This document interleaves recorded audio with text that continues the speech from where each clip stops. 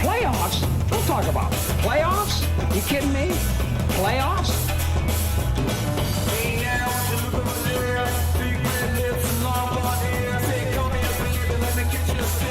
Like the way you walk when you walk over there. Boom. All right.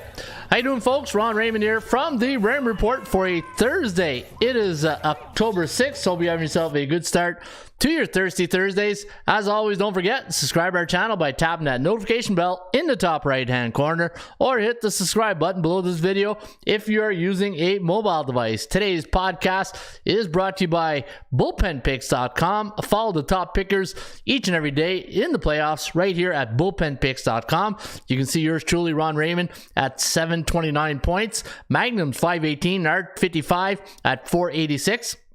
And all three of these baseball pickers this year finished with 56, 57% record.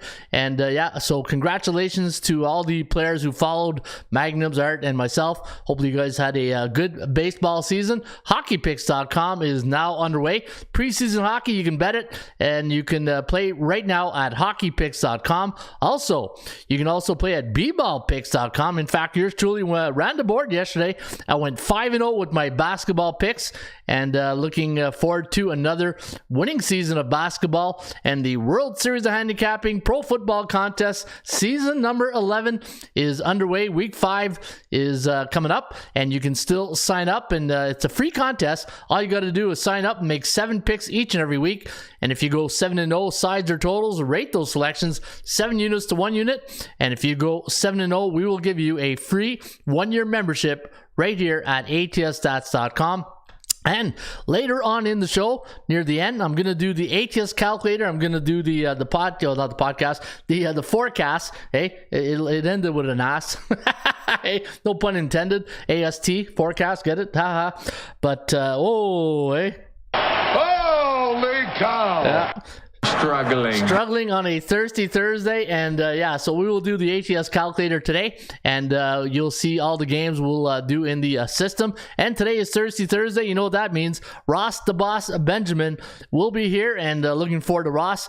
Ross got a pick tonight on the game between the Colts and the Denver Broncos, and also he's got a selection on the game between South Carolina against Kentucky this weekend, and we always look forward to talking to Ross on a Thirsty Thursday. And speaking of Thirsty Thursday, hope you guys are having a good part of your Thirsty Thursday. And I see the Nature Boy's back. Hey, I see the... I thought they banned that that username there, Nature Boy. But hey, if you're able to use it, right on. Dead Man Tell, No Tells, Coach. Top of the morning, Telly. Telly's in the house. Bo Jackson, morning peeps. Good morning, Bo Jackson. Scott Chan. Apparently, it's National Coaches Day here in the U.S. Cheers to you, Ron. Hey, right on. I'd love to hear that. National Coaches Day. And to all our fellow coaches out there who trying to make a difference in people's lives, enjoy the National Coaches Day in the U.S. And again, when you coach, you do it for the fun, and you do it also to help and develop. And always, you're paying for it, right? You're passing the torch as a coach. Because somewhere along the line, if you were playing sports, somebody was coaching you. And I always believe you pay for it when you are coaching whatever sports you coach, right? It could be chess, checkers, it could be hockey, baseball, whatever you're coaching, gymnastics. And congratulations to all the coaches out there. Today is National Coaches Day. So I tip my hat off to all the coaches out there. And hopefully you guys have a great day and a safe one. All right, so we got a great show lined up for you guys today. And if you're tuning in for the very first first time, my name is Ron Raymond. I'm a 5-time sports handicapping champion based out of Ottawa, Ontario, Canada. Beautiful day here in the nation's capital, 16 degrees. Going to reach 21 like it did yesterday, and the leaves are just starting to turn, so you know winter is right around the corner, but we'll take advantage of the nice weather while it's still here. And so looking forward to a good show. And Ross the Boss will be here at the top of the hour, and always fun when Ross is in the house, right? Always fun. And if you miss my new toy that I brought into the sound bites yesterday, hey baby, we're gonna be here all day. We're gonna be here all day, baby. I like this kind of party. Yeah, I like this kind of party, and hopefully you guys are, that's what I want you guys to do when you go to your sports book, right? Knock on the window, knock on the door, knock on the on your mouse, and tell them, hey, ask him if he likes this kind of party. When hopefully you're gonna win a lot of money off their books, right? That's the name of the game: education and sports education, learning how to avoid beginner's mistake. In fact, speaking of beginner's mistake, you can see here I posted on the front page. I think keeping with the coaches theme of the National Coaches Day, education. I'm reading a lot of articles about sports books and are pulling back on their advertising because they're I've been saying this for 2 years. When you're getting into the sports betting industry, and if you don't know what you're doing, you're going through all that money and acquiring sports betting clients. There's something about like the sports book, like FanDuel, DraftKings, PointsBet. For each player, it costs them $500 per acquisition. That is crazy. That is just crazy. That's throwing your money out the window. You want to know what's the best form of advertising is? It's called education. You educate the novice sports bettors there on how to win a sports betting, and watch your bankroll or watch your profit margins go up the other way. It's all about education. If you guys think that you can't have this assumption that the public is stupid and thinking that they're just gonna sign up and give you their money and then keep doing it every what's the definition of insanity, right? You got to educate, and this is what this show is all about. It's about education. It's about avoiding beginner's mistake, like you see right there, and that's the number one goal. And I got 2 goals right here. You guys know the number one goal, right? Can we have fun? You're damn right. I demand that we have fun. Yeah, the number one goal is to have fun, and the number 2 goal is to educate. Educate the novice sports bettors, even the old timer, right? You can always teach an old dog a new trick. Is the less is more philosophy, and avoid beginner's mistake. And that's the name of the game. You want to what are you in this for, right? You're in this to make money. You're not in here like Greg Dempson told me a long time ago. When you walk into Vegas sportsbook, it doesn't say the bank. Hey, it doesn't say bank. It says sportsbook casino. And you know what that means? It's you against the sports book. All right, I see my good friend Gloria K is in the house. Put that coffee down. Coffee's for closers, and Gloria K is a closer. Bo Jackson's in the house, and Telly says a big smile. And I left Bodog a couple weeks ago. Now FanDuel gets my business, says Bo Jackson. I haven't really tried any of the new corporate sports books. I don't know. I'm happy with my current sports book that I'm at, that I've been with for 20 years. But so hey, good luck. I'm telling you, the offshore guys are feeling a bit of I don't know if they're feeling the pinch, but they're first to market, right? The one thing in the sports book industry, or any industry for that matter, right? Anytime you got a new industry, the first to market always wins, normally, right? 90% of the time. If you're first to market and you have a good business plan, you should do very well. And the hardest thing for these sportsbook coming in, the corporate sportsbook, what I call, the FanDuels, DraftKings, PointsBet, all, MGM and all those guys, they've been around on offshore, not offshore, but offline. Now that they're online, it's tough to compete with those offshore guys, the William Hills in England that's been going, since sliced bread. It's a tough industry. Just because you have a big name doesn't mean online you're gonna have the same production that you think you would with the offshore guys, right? Offshore guys first to market 25 years ago, so it's really tough to compete with those guys. But hey, you know what? It can be done. All right, so today we're gonna do as we always do, we go and look at the golden rules of sports betting. And let's take a look at the top commandments. Before we get that, don't forget the fundamentals of sports handicapping is all based on value, percentage play, performance cycles, player availability, and we use a disciplined money management system. During the show today, you're going to hear me talk a lot about A, B, and C-type teams in the REM report. A-type teams are teams with a 60 or higher win percentage. B-type teams are 50 to 59.9. And C-type teams, those are teams below 500. And very rarely do I bet on C-type teams. The odd time I do. But if I do, I don't put a lot of money on it. It's beer and pizza money. Also, I'm going to talk about teams that are bullish, neutral, and bearish, all depending on the cycle that they are in, and the 10 commandments of sports betting. Thou shalt not bet big money on C-type teams in the REM report, and as Denis the goalie would say. No, you don't do that. You don't do that. Oh, Why no, not? Never, never. Why not? Hey, all right, why not? Because you just don't. Also, I added some rules. Remember I told you guys I was going to change up some of the rules? Well, you'll see that I added some new rules here today. Never lay points, take the points or bet the money line or bet the over-under when you are betting on spread sports. Create your own number. Here's one. It's your number against the bookmakers. Always remember that when you're betting on sports, you're not betting Indianapolis against Denver. You're betting the bookmakers' number against your number. And at the end of the day, always remember your number has to be better than theirs. Follow disciplined money management system. Never force a pick because you need action on the game. Never chase losing bets on a bad day. No, you don't do that. Yeah, bet with your wallet, not your heart. Here's the number 7 tip, a new one here. NHL home favorites coming off a 1-goal loss.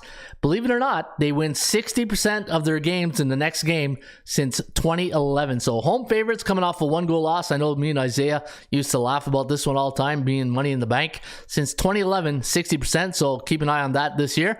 Never bet against A-type teams who are bullish at home. No, you don't do that. No, you don't do that, especially when they're called the Atlanta Braves. And the 24-hour rule of betting, that's why that one will never change. I'll keep that in there till the cows come home. Take a day off after a big win. Enjoy the win because you never know when that next win's going to come. And never bet on teams who are in a bearish cycle. No, you don't do that. You don't do that. Oh, no, never, never. Why not? Against the rules. Against the rules. You know, you're stupid when you do that. Because you just don't. That's right. Good morning, crew. Mitchell Watson. Telly under 43 tonight. That's what he likes. Ronnie, how you doing there? Elliot V. And Bodog was starting to limit my action. Hey, that's maybe because you listened to the REM report, right? So Bo Jackson says Bodog was starting to limit my action. See, when sportsbooks started doing that, that's because they're feeling a bit of the pinch, right? The competition, not just in sports betting, the whole world, the whole industry, everywhere, everybody's pulling back, and even us, like some of the sites that I was carrying, I said I can't carry these sites anymore, and you just gotta keep your name in the game and cut back on your expenses, and you got to do it, right? Look at Facebook. I just read that Facebook is also cutting back some offices, so everywhere you look, people are cutting back, and hey, we're close to a recession, right? A lot of people say we are in one, but we'll see down the road. But this is a sports betting show. We'll keep with the sports betting theme. Hey, don't want to go Dow Jones on you guys here, but looking at the disciplined money management system, A, B, and C type teams. Whenever those teams are bullish, neutral, and bearish, you can see the number of units that I like to recommend to those teams. And also, if you want more tips, click on this link and it's going to bring you to our sports betting tip page, and over here you got all the tips that you want to look at. They're also on our YouTube channel, and you can get that right here at atsstats.com. Go to tools and go to sports betting tips, and on this page here you should see this video should come up. In fact, when I click on it, let me see if it comes up on the next page. Sometimes it's a little bit slow, but yeah, all the sports betting tips, all the educational ATS tutorial. You want to learn about the REM report, you want to learn about the all the features we have here in the website. You go to tutorial video right here, just go in the pull down menu, and there's every feature we have on the website. Maybe not every, maybe 90% of them, because I've added there last couple years, but you can see the videos, and it'll give you a tutorial on the REM report, also on all the other sports betting tools that you see here on your dashboard. And if you log in right now, go to your dashboard. This is where all the tools are in the toolbox. And for $4.99 a week, I think it's one of the best bargains in the sports betting industry. Selling more cutting boards, says the Nature Boy. Yeah, speaking of the nice cutting boards. If you want a nice cutting board from the Nature Boy, hey, the Buffalo Bills nice cutting board, you can get them. Just post your link there, Nature Boy, and hopefully we can drum you up some business here, because they just don't love it. Love the answer, because you just don't, says Elliot V. Yeah, you're talking about this right here. No, you don't do that. You don't do that. Oh, no, never, never. Why not? Against the rules. You know, you're stupid when you do that. Well, I don't think you're stupid, but I think I know what you're talking about. All right, so as we always do here, we go and feed the ponies, and today we're going to go to Belmont at the Big A.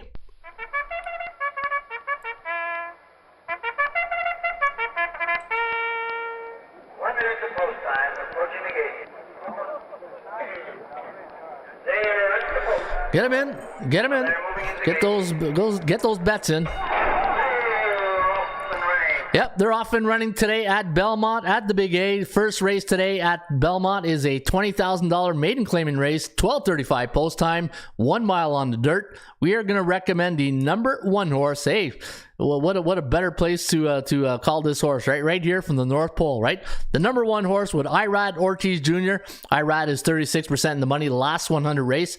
North Pole is 4-5 morning line. The number 6 horse, Reunion Tour with Castillo in the saddle at 23% in the money, last 100. 21 morning line on Reunion Tour, the number 6 horse. The number 3 horse, Lefty's War, Del Davis in the saddle. Number 3 horse, 8-1 morning line on Lefty's War. And our Joker's Wild selection at medium odds is the number 2 horse, River of No Return, Gomez in the saddle on the 2 horse. River of No Return is 5-2 morning line. And you know what? I'm going to go Del Davis today, the number 3 horse, Lefty's War. And let's see here, 8-1 morning line on Lefty's War. And what you want to do, if you got a $20 budget, now it's going to be hard to beat that number 1 horse at 4-5 morning line, but this is what I like to do here.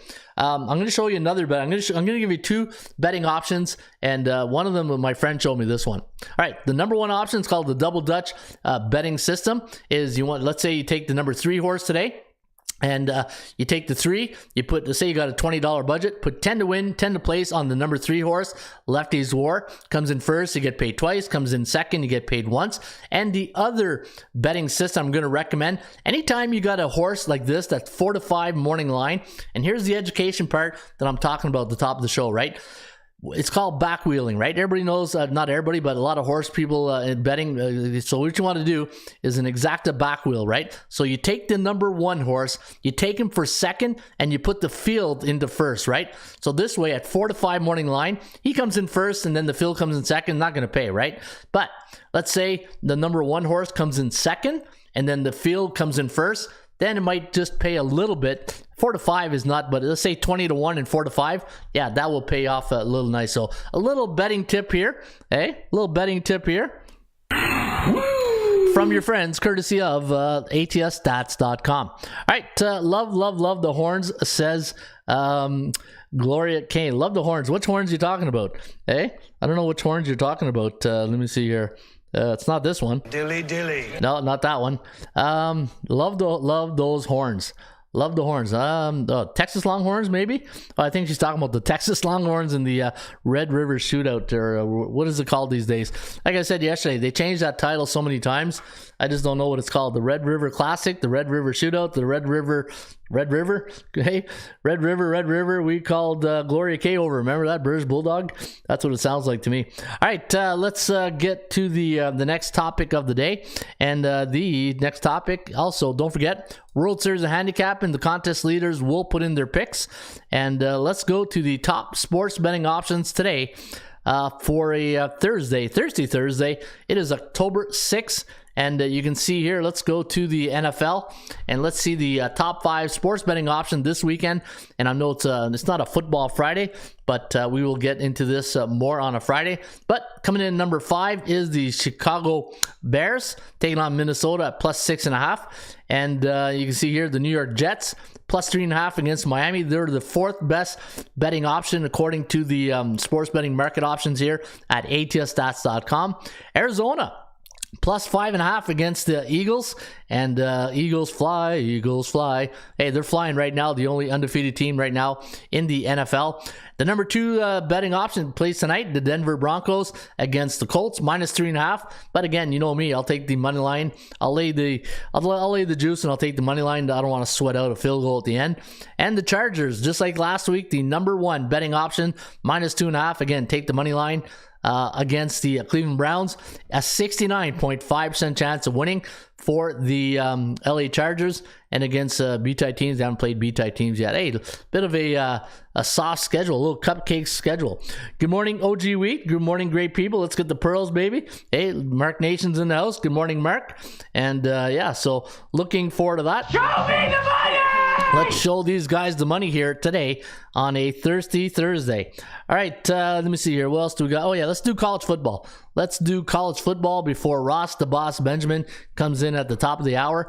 And we'll get into some football with Ross, see what he has going this weekend. All right, the number 5 betting option today is Tulsa against Navy, minus 5.5. Boise State coming in at number 4, minus 7.5 against Fresno State. Fresno State not having a good year. When you lose to Connecticut, you know it's time to mail it in, right? Louisville taking on Virginia. You can see the Cardinals here, a 3-point road favorite, a 57.5% chance of winning. Central Florida. There you go, James S. Gave you a little Ric Flair right there. SMU last night. Central Florida was the number 2 betting option. Hopefully you were on Central Florida. And New Mexico. We got New Mexico, number 1 betting option, plus 3 today against Wyoming. Here at the Ram Report. So good luck with your selections this weekend in college football. CFL fans, let's cater to our Canadian Football League friends. The number 3 betting option today is the Hamilton Tiger Cats against the Green Riders, Saskatchewan. You can see Hamilton, a 1.5 point home favorite against the Rough Riders. Edmonton, plus 13.5. C-type team, though, I wouldn't trust it, against the top team, the CFL, Winnipeg Blue Bombers. 16% chance of winning for the Elks. And the BC Lions, the number 1 betting option, plus 1 against the Toronto Argonauts. Only a 36.8% chance of winning, and they've been neutral now 37 days. Strength of schedule, 44% the last 3 games. And against A-type teams, they've won 60% of their games. So the BC Lions, your number 1 betting option today. UCF easy money line cash, as Mark Nations. Good morning, Bo Dunn Sports. Hope you're doing well, Bo. Hey, I love having all the Bo's in the house here, eh? Hey, we need Bo Jackson here, because Bo knows. All right, if you lose to Connecticut, it's time to forfeit the rest of the season. Yep. Hey, Ron, it's 10% of your bankroll we are recommending to use. Yep. That's, you know what, depending on who you ask, right? But normally 10% is a good percentage of the bankroll. So he's saying that's a great question. Elliot V says, hey, Ron, is it 10% of your bankroll we are recommending to use? And think about this. Let's say you got $100 in your bank account at a sports book. Why would you bet $50? That's 50% of your bankroll. You lose it. How much fun is that when there's only $50 left, right? Why not just put 10%, like $10? This way, if you know you're putting 10%, you have a minimum of 10 bets that you're gonna, maybe 9, because there's the juice, right? Or maybe 8 because they have a 110, so maybe 8. A minimum of 8 bets, right? Hey, why not take that odds and 10% if you win and you keep increasing that bankroll? Hey, put it this way: you put $100, you're not going to get rich on $100. You're not going to be unless you hit a 15-team parlay and then you got one of our horseshoes here, and you never, or lucky rabbit's foot or something. But hey. But if you just use 10% of your bankroll, that's a good start. And have fun sports betting. And again, know what type of investor are you? Are you a sports betting investor, or are you a recreational investor, right? And if you're if you're an action investor, then 10% for sure. Sports betting investors, depending on your strategy, and mostly sports betting investors will put a bigger bankroll, right? But 10% is still a good way to go. I wouldn't change a thing. 10% is a good recommendation. I've lost $6,000 in 1 month. That's why I asked. Yeah. So you know what? The thing is, if you've lost $6,000 less is more. And this is why I say all the time, you can't be betting every day. If you're betting every day, and let me see, I love this because, a lot of people are in the same boat that Elliot V is at, right? And, we're all proud people. We don't want to talk about it sometimes. If you somebody who's proud, and hopefully you're all proud, but if you've lost a lot of money, that's not something you're going to really, speak at the dinner table that night, right? Hey, I lost $6,000, pass the gravy. It's just, you got to remember why you're doing this. And if you're an action investor, beer and pizza money. This is why I say, it's if you're betting every day, you bet beer and pizza money. And if you're betting premium picks like we have here, you pick your spots. And when you really feel good about a play, and and you're confident, and if you need help, there's always there's a lot of great handicappers out there. Just make sure the handicapper you do invest in that is proven and that you're confident with. And there's a lot of great handicappers out there. But yeah, so that's my best advice I can get. You'll get that money back tomorrow, says James S. That's great. Thank you, info. Last summer, to be exact. Yeah. All right, so less is more. Remember that, right? Less is more. In fact, let me go to, speaking of that, and you know what? We'll talk about that with Ross. I know Ross is always big on that too. Sports betting tips. I think it's in this one. Sports betting tips. And is it down here? Yeah. Hey, bookmaker's not your friend. Less is more. Only bet on A and B type teams in the Raymond report. Only bet when their teams are a neutral bullish cycle. Have a disciplined money management system. And always remember what Bill Parcells says. You are what your record says you are. And this is why when you look at teams, A, B, and C type teams, what's more important, right? The percentage play or the money line? When you look at, how much I'm going to place on a bet or the percentage play. I think the percentage play, it is what it is, right? It's like I tell you guys this all the time. If you want to buy a Tesla stock, which is probably a good deal right now, or Apple, or all the A type, the blue chip stocks, you're not going to get those stocks at a penny stock price. You're not, you can't have that mentality. The price is what the price is, and the thing is, a team's record is what a team's record is, and Bill Parcells says it all the time. You are what your record says you are. And this is why I keep harping each and every day. I come on here Monday to Friday, 10:30 Eastern, every day. Bet on A and B type teams. Stay away from C type teams. You'll lose your shirt. You bet when you expect bad teams to do good things, it never ever happens. Bad teams are bad teams for a reason. And always remember when you're putting your, I know I'm going on a Ron's rant and get off my lawn to, hey, it's supposed to be a thirsty Thursday and I'm getting get off my lawn type guy here. But when you're putting your money on a team that has a 42 win percentage, that's the exact win percentage you have of winning that bet. Think of it that way. When you're betting on the team, what's their record? And then say to yourself, that's my percentage of chances of winning this bet. I think it's one of the best. It's not, I'm not saying it's inked in stone. It's the only thing that you should think about, but it's an indicator that you got to really be aware of, right? All right. Let me see here. Let me see what you guys are saying. All right. Good advice, Richard Taylor. Yeah. You know what? The coach in me, right? It's the coach in me that's always coaching. I probably over-exaggerate, or not exaggerate, but overdo it, overkill. But there's a lot of people like Elliot out there who lost their shirt. And I'm not saying that you did, Elliot, but you lose $6,000. That you feel the pinch right there, right? But you got to be disciplined. You got to have a game plan. What does Mike Tyson says? Everybody has a plan till they get punched in the mouth. You got to have a game plan. If you're betting on sports, have a plan, right? Have a plan, have a system, follow that system. Less is more, and don't bet on C-type teams. All right, good morning, Lee. Lee Clark's in the house. ECU, East Carolina. You like East Carolina this weekend, Lee? I'm on the other side. I like the other side of that one. You look like Bill Parcells. Is that why we all call you? Yeah.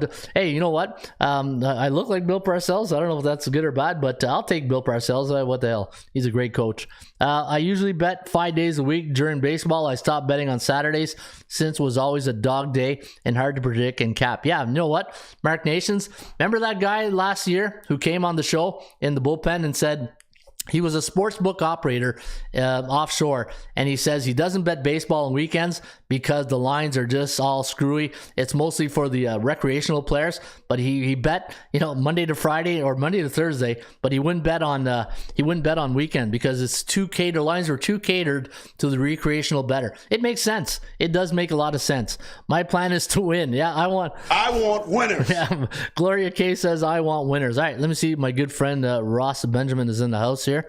Let me see right there.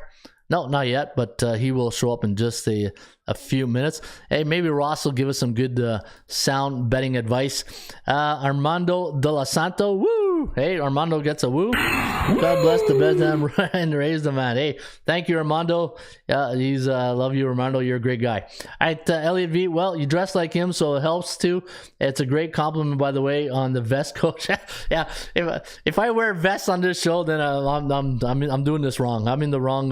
Hey, if I'm doing vests, I feel like I should be. Anyway, there'll be no vests. I meant UCF cash. Oh, UCF. Okay, yeah, nice. Good to see that Central Florida cash for you. Hey, you know what? Watching that game last night and seeing Gus Malzahn, I was saying, man, Auburn. I don't know if Auburn did a mistake, but a shelf life for coaches in the college football, unless you're in a great program like Bama, a winning tradition program.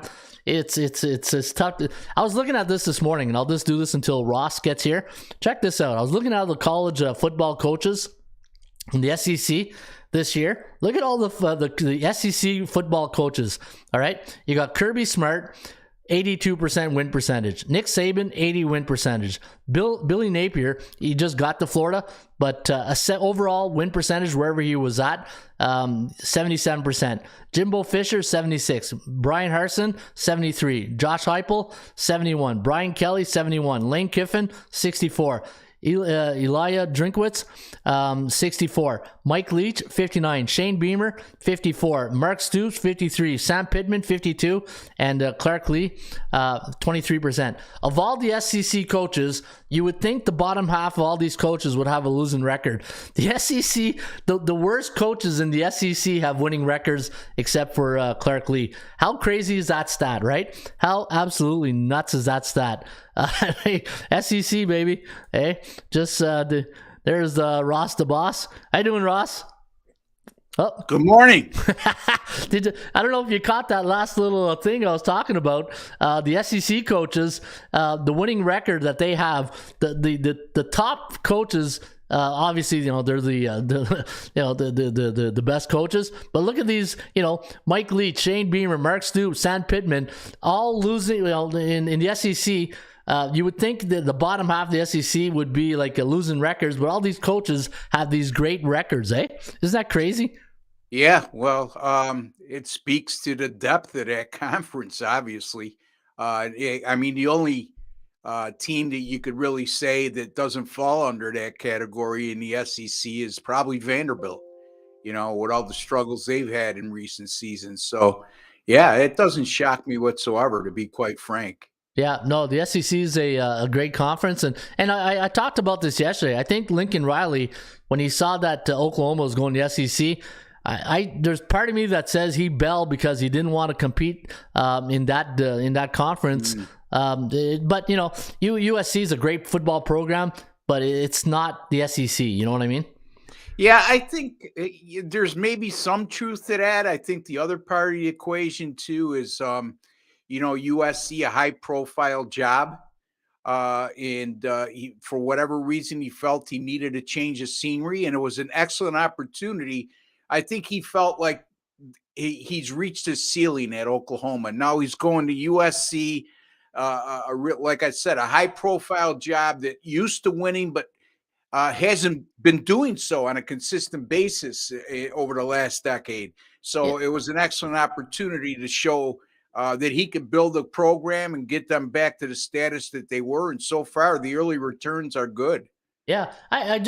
Why is it that Oklahoma, they beat all the teams in the Big 12, they beat everybody but the SEC the top dogs, right? But I went down to that Orange Bowl a couple of years ago when Alabama played Oklahoma, and it wasn't even close, and that's when Kyler Murray was there.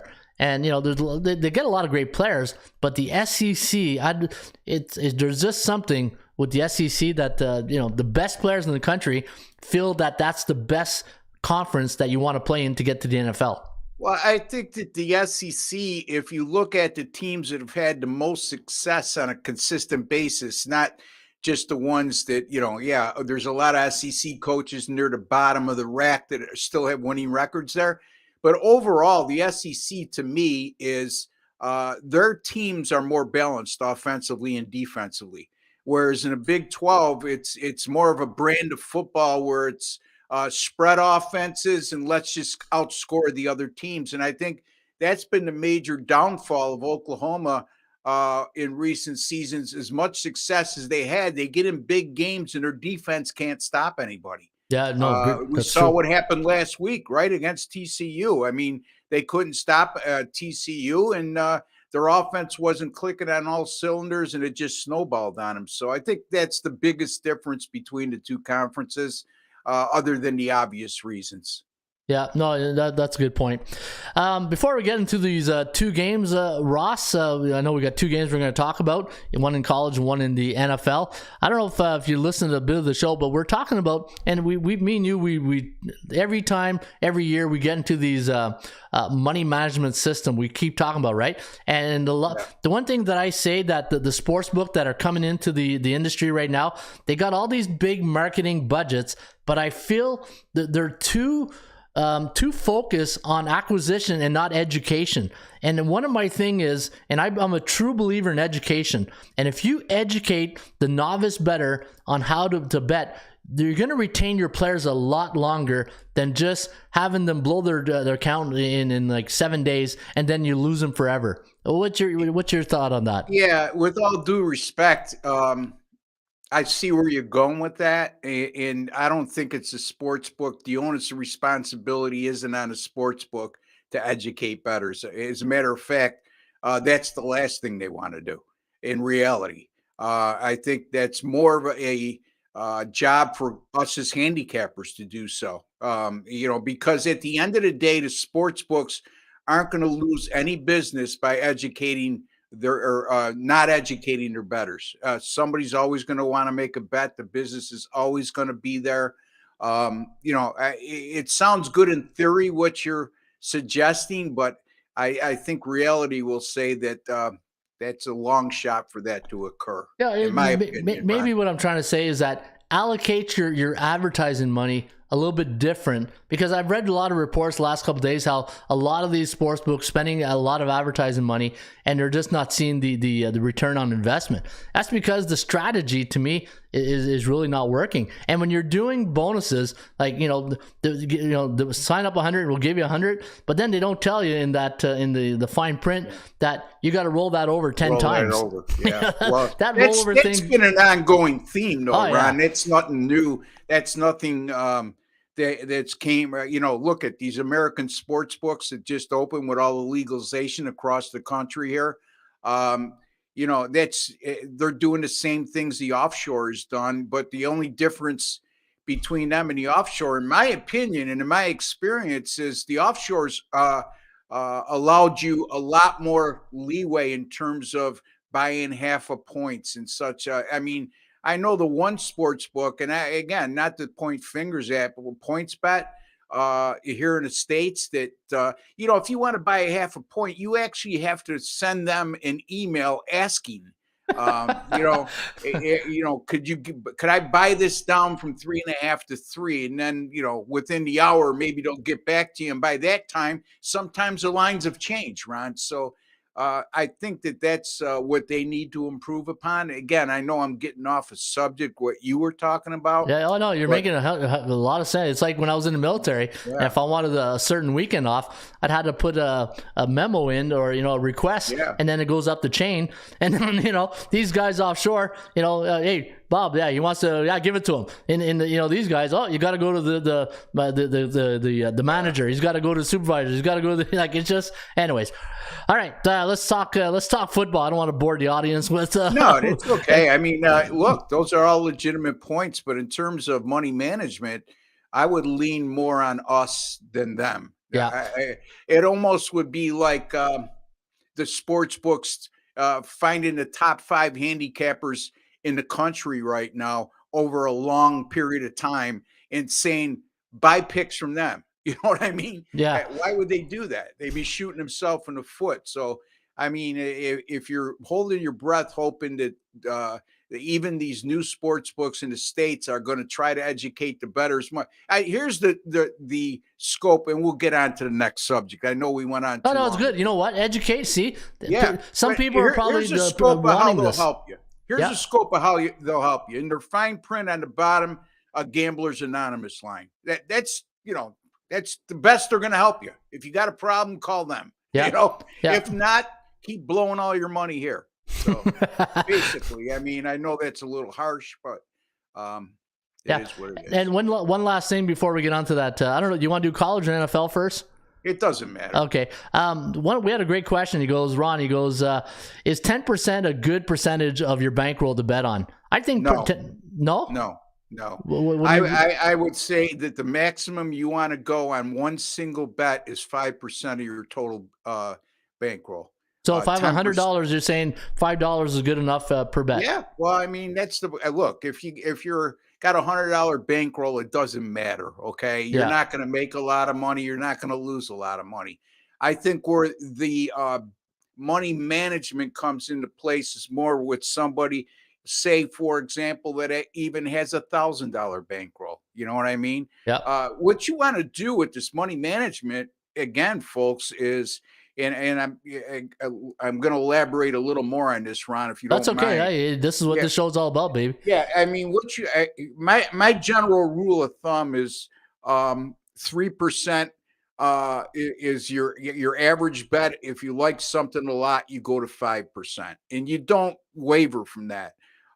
For example, if you were to have a $10,000 bankroll, and again, I'm using this as a hypothetical figure. I don't want anybody to say, well, you know what, Roy, who could afford a $10,000?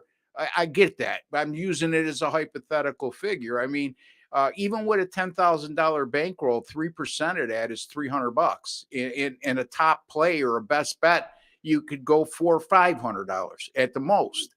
And what you hope to do within that, okay, I know there's always the naysayers that say, I went 12-3 over the last 2 weeks, and I'm only betting $300 on my picks and $500 on my best bets. Look what I would have been up. Well, what if you went 3-12 and you're betting 10% of your bankroll? Okay, do the math. Now you're going to be betting scared going forward. And too many times, the biggest faults I hear from sports bettors that deal with me in particular, and I'm sure with many others, including yourself, Ron, is they'll say, well, you had a bad week last week. And I said, yeah, but we went 7-1 this week and recouped those losses. And they'll say, well, because you had such a bad week last week, I cut my bets back in half. Yeah. Part of that is a lack of confidence because they're overreacting to 1 week. And the other part of that is because they're betting over their head during that losing week. For example, the 10%. And I don't mean to pick on you, Ron. I'm using. See, my 10% was like on a lower bankroll, like a $100 bankroll. Yeah, it all depends on your bankroll. All depends on your bankroll. Right, but the lower bankroll, what does it matter if you don't have a look? I don't mean to discourage anybody, but to do this. I know most of you out there recreational want to have fun, but isn't it more fun to win? You know, come on. And if the bottom line is, if you have a low bankroll, I mean, there really is no money management. I mean, you have no end goal. You have no aspirations to make any money. I get what you're saying. Okay, I do. The 10% at $100 bankroll, $10 a game. Yeah. So, but look at even at 10% at $100 a game, Ron, what if between college football and the NFL this last weekend, for example, if you went 3-7, you're already the 10% to me is a high figure. That's all. And here I'll use one of your lines. Think like a bookmaker, right? Yeah. Let's say you put 100 people in the room, recreational gamblers. What do you think their minimum deposit's going to be out of 100 people? Out of 100 people, I think the average minimum deposit wouldn't be any more than $500 on average. Wow. I was thinking way lower than that. I would think the average recreational bettor would put in $100, $100 to $250 tops. That's and again, you probably are right. I'm just saying the overall average one, you're going to get a couple people are going to put $1,000 or more in. You're going to get other people to put 100 in. So I'm just going on average. Absolutely. I would say that most fall under the category that you just stated, Ron. And the thing is, people listening to the show, you're talking to two professional sports bettors who've been doing this since the 90s. So the mindset is, and you have a lot of different clientele. You got your action investors, you got your serious investors. So the conversations you have with your clients vary on various days, right? And great. Yeah, and the other thing is, if you're dealing with handicappers, and I know this is off subject again, Ron, it dawned on me the other day. Focus on the track record of a handicapper over the long term, over the last 30 days. Track on how they're doing. Too many people are falling for, and I heard another handicapper tell me this the other day. I don't want to mention his name, but he said that, Russ, the guys who sell the best on my site are the guys who have this real good promo sales pitch like I do at your site, okay? Games of the week, games of the month. To me, called marketing. Your record should speak volumes. And the problem is with sports bettors out there, some of them are delusional. And some handicappers prey on that and are nothing but 50% handicappers and are making six figures a year because you know why? They're giving you a game of the week, game of the month in every particular category, and they're telling you what you want to hear instead of reality, and the bottom line is that's in gamblers' mentality. They want to hear there's somebody out there that's 70% or better for the year. As we know, Ron, that just doesn't exist. Yeah. Okay. So just if I can give any kind of advice at all, don't fall in love with a sales pitch in the promo or in the title.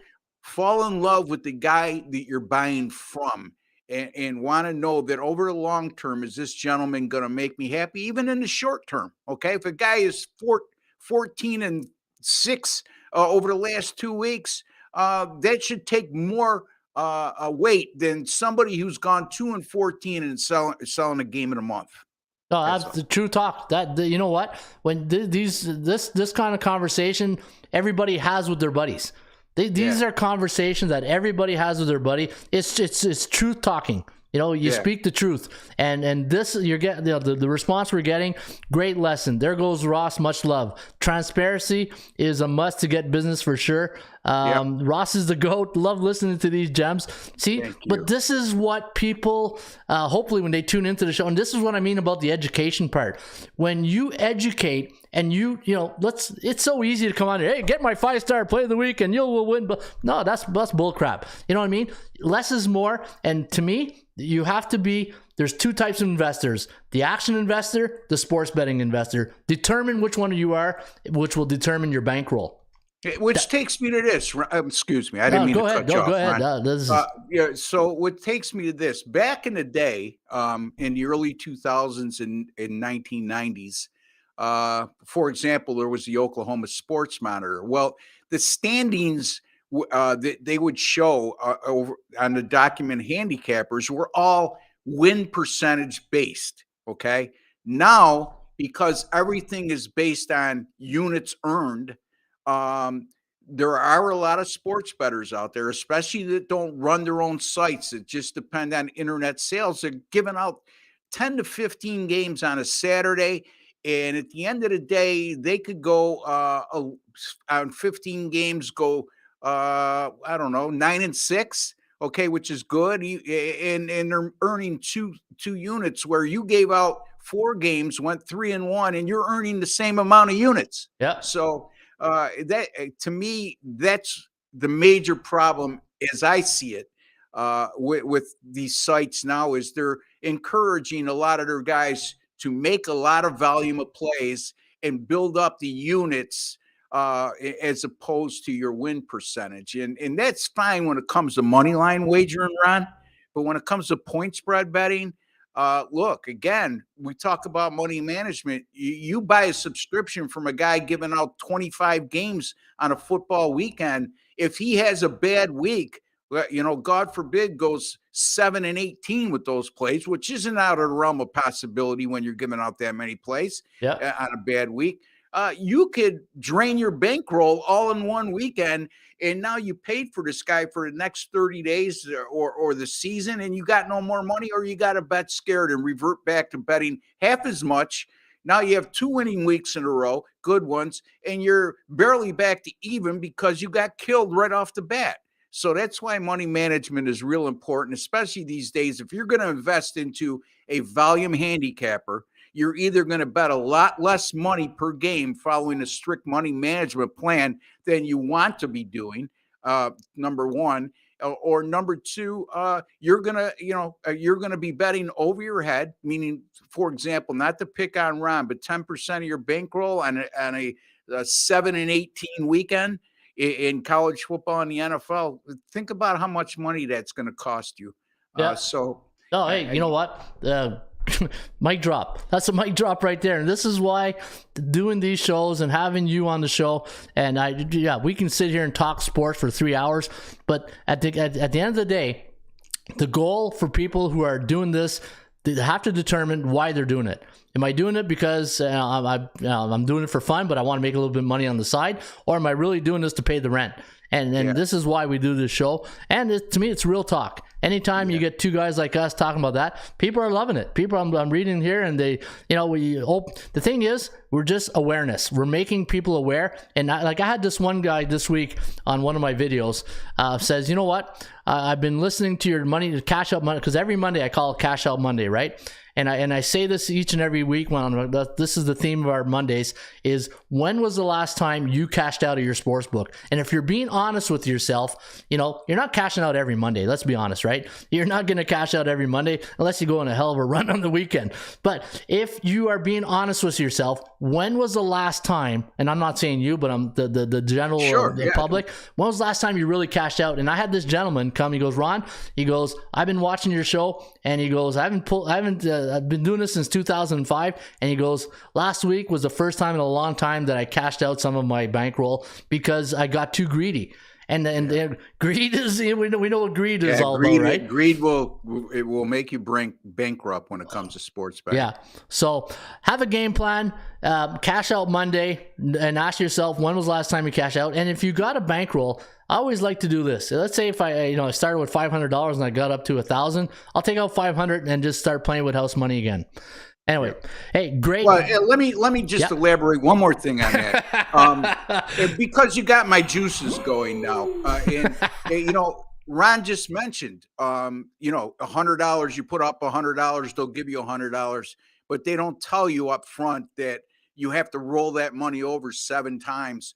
Well, just what Ron's saying, the sports books are asking each other the same question: how many people actually cash out and make money with us? Yeah. So we know the longer we could extend their package with enticing them with matching their deposit, giving you 25% of your deposit, whatever it be, they're not doing you any favors, folks.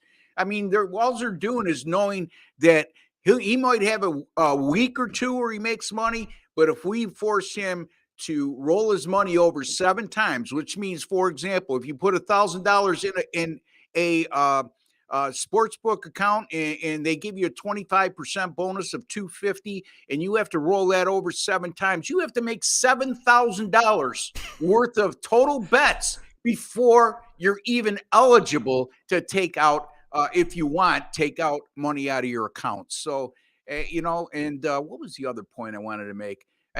Anyway, I guess if it comes to me, I'll bring it up. But folks, you have to have strong, and here it is, bankroll. Okay. Ron says, if you're dependent on making your rent with your sports betting, I'll tell you right out, this is not what you want to hear, but I don't care, because it's reality. If you're dependent on paying bills with your sports betting, okay, unless you're in our seat, they've been doing it for years and have had a lot of success. If you're a recreational bettor, you're not going to be able to pay bills with that. As a matter of fact, your bankroll that you establish right off the bat should be this, folks. If you were to lose every cent of that gambling bankroll that you set for yourself, is it going to change your quality of life tomorrow? If the answer is yes, then you should not be betting.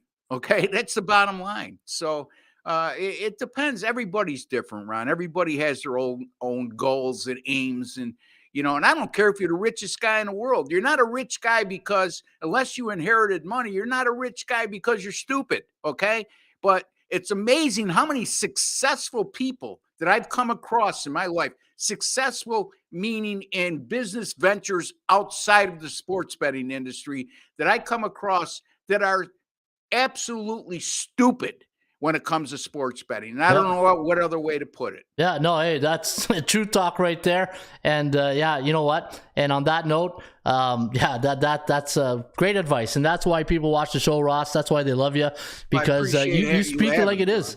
Yeah. And that's why we love having you on. All right, we buddy. go back a long way. So these conversations might be redundant with us, but there's a lot of new visitors that tune into the show, and we can't emphasize that point enough when it comes to money management is what I'm trying to say. No, hey, Ross, I can talk about this every day, because how many times have we made a bet and at the end of the night saying, what was I thinking? You know what I mean? Like, how many times have we caught ourselves saying, what was I thinking? That's one of my rules. Well, I mean, there's two ways to look at that. What are you thinking, meaning the team that you played on? But if it's what am I thinking because I bet 25% of my bankroll on one game, you really have to rethink things if you're doing the latter. Exactly.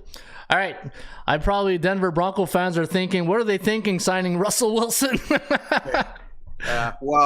I'll tell you, Ron, the big thing is, I don't know if it's all Russell Wilson as opposed to the fact that Russell Wilson, even in recent years when Seattle was starting to decline a little bit, he still had Tyler Lockett and DK Metcalf to throw to. Yeah. Okay.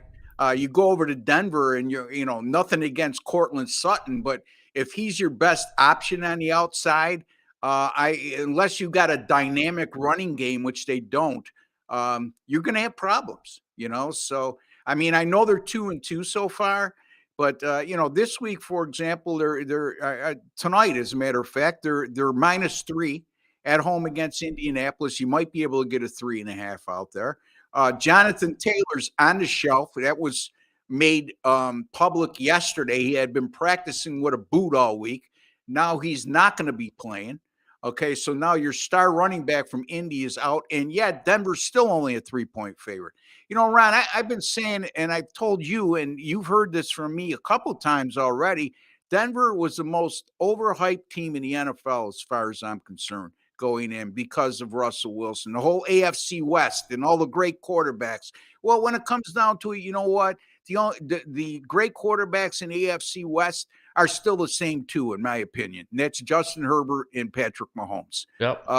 Carr from the Raiders, to me, he has fabulous games. He's inconsistent. And Russell Wilson, to me, he's in the twilight of his career, in my opinion. He's gone about as far as he can go for a undersized quarterback. And he doesn't have a lot of skilled players to work with. And when you look at this game, Indianapolis, by the way, under Frank Reich since last year has gone 5-0 against the spread in their last 5 games as an away underdog. Oh, wow. And they won 4 of those 5 games straight up. Since 11-4 of 2018, this is a Denver franchise. It's 1-6 straight up in ATS as a home favorite of -3.5 or less. And additionally, since November of 2017, Denver's 0-5 straight up in ATS as a home favorite of 3.5 or less when they're coming off a straight up loss, which they are. They lost to the Raiders last week. And, this is, like I said, Denver, to me, is overvalued, overhyped. They continue to be. And Indianapolis is a much better team than their 1-3 record indicates. And I do think even without Jonathan Taylor, I think Indianapolis will be able to establish a running game tonight. And I say that because this is a Denver defense that, as good as they were in their first 3 games, gave up over 200 yards rushing last week against the Raiders. And this is also a Denver offense. It was, speaking of Russell Wilson, that's anemic right now. 4 games played, 16.5 points per game, Ron, about 335 yards per game. And they're going to be facing an Indianapolis defense.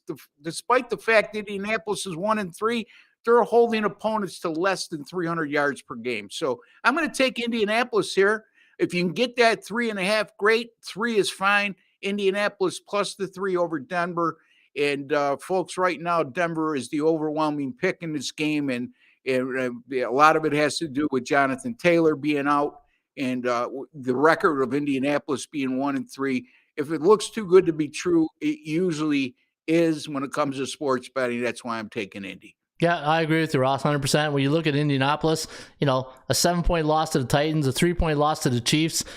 Jacksonville, they're showing that they're very competitive this year with Peterson there. And that, game 1, maybe that's a head scratcher right there. But Indy beat the Chiefs, actually. Indy, that was their only win. Yeah, exactly.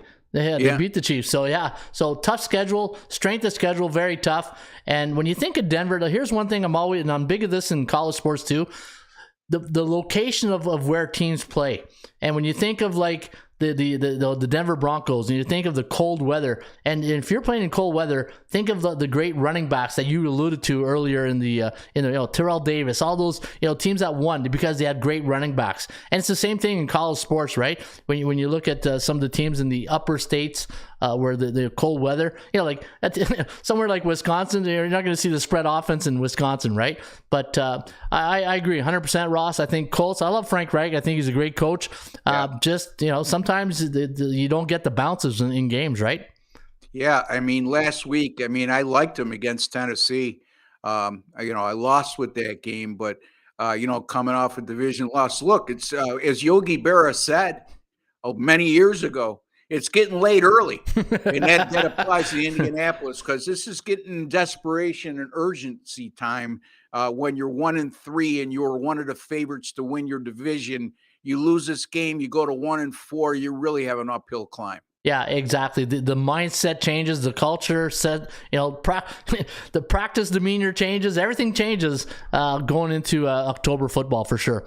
All right, Ross, Kentucky, very competitive game last week against Ole Miss on the opposite side of the win column. Ole Miss, a 22-19 victory where the South Carolina Gamecocks played South Carolina State. A little bit of a breather game going into this one. Now the bookmakers have got the Wildcats 6.5, depending where you're shopping. Get your number. 46.5 is the total.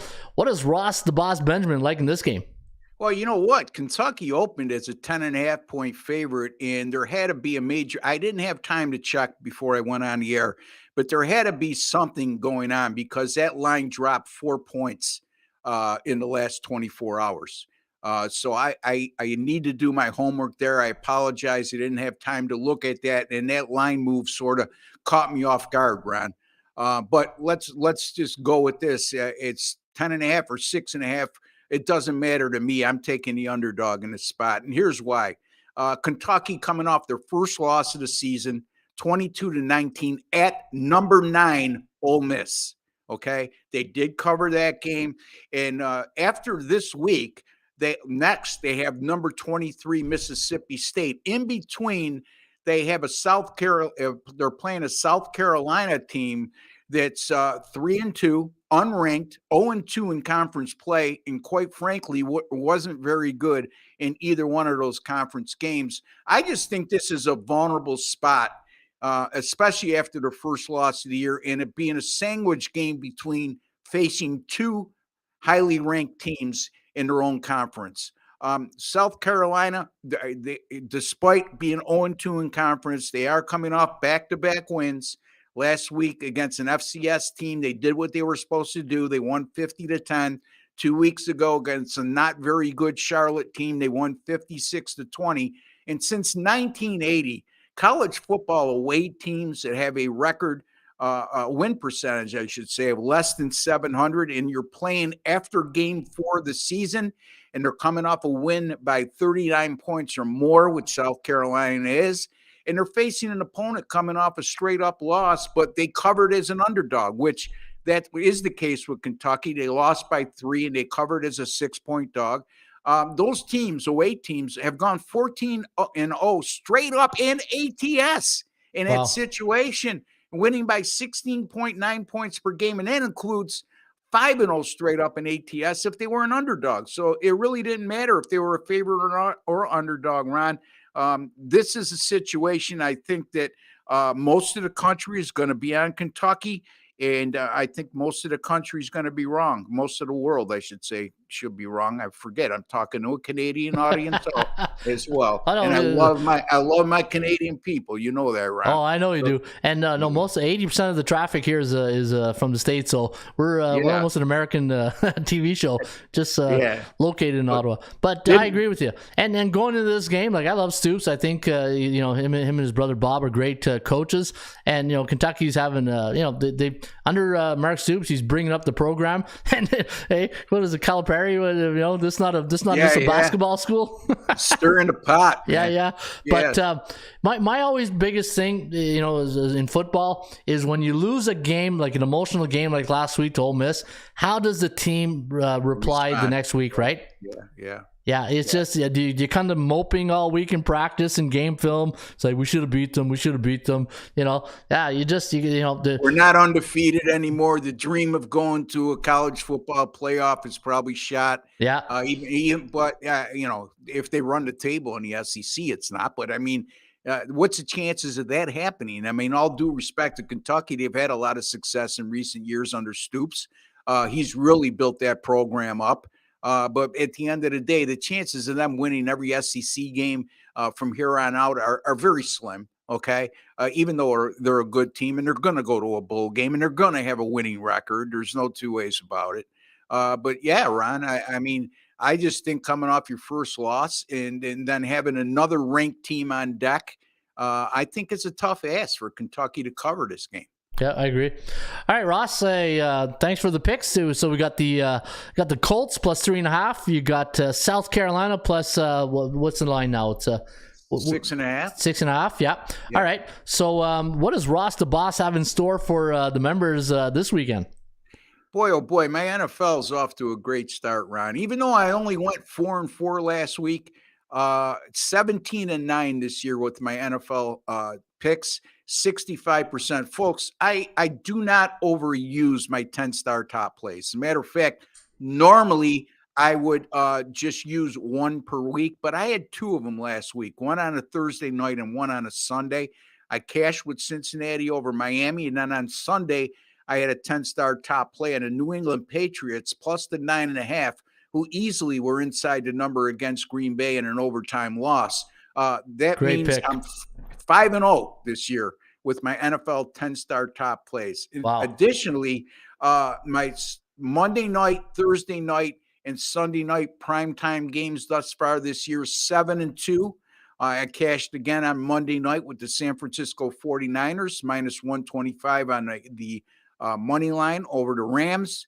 And my college football going back to November 5th of last year, 52-39. That's good for a solid 57%. Folks, Major League Baseball playoffs start tomorrow. Yep. And I love the Major League Baseball playoffs, and I'm going into the postseason of Major League Baseball on a 5-0 run with my baseball picks. So a lot of great things in store. Keep an eye on those 10-star top plays, college football, the NFL. But, folks, these conversations are all fine and dandy.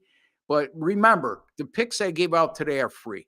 Do I want to win them? Yes. Okay. Certainly I do. I mean, when you go into a restaurant for happy hour and you're not planning on having dinner and they throw hors d'oeuvres out, if the hors d'oeuvres are good, most times than not, you're going to give them a try in terms of eating dinner there and spending some money.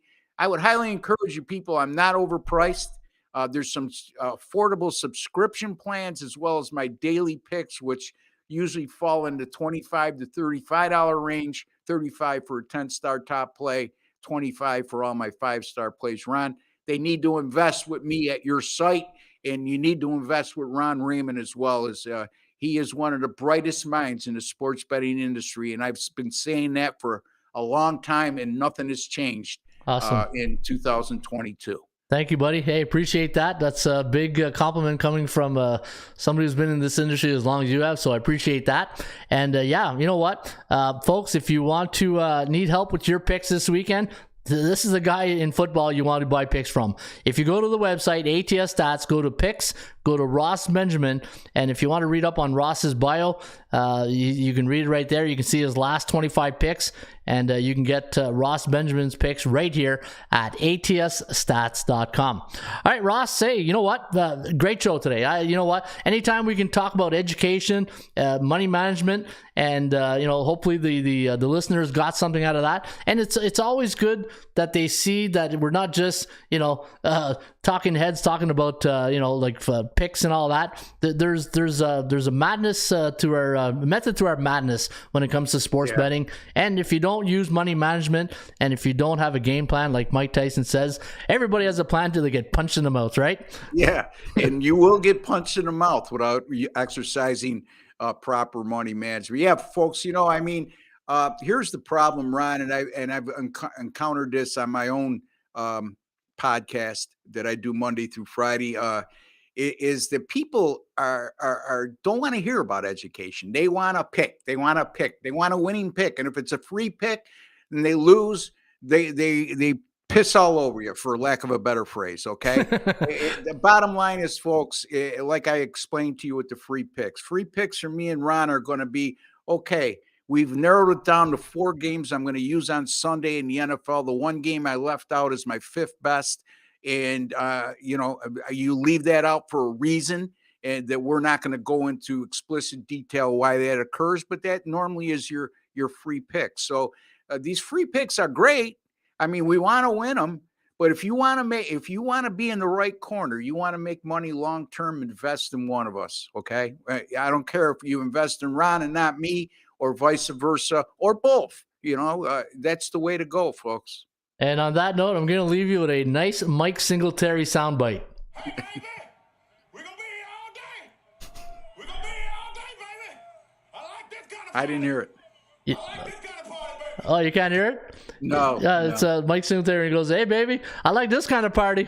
You know that soundbite? Yeah, this was a party. All right, Ross. Hopefully, we'll cash in some winners this weekend, and look forward to talking to you again next Thursday.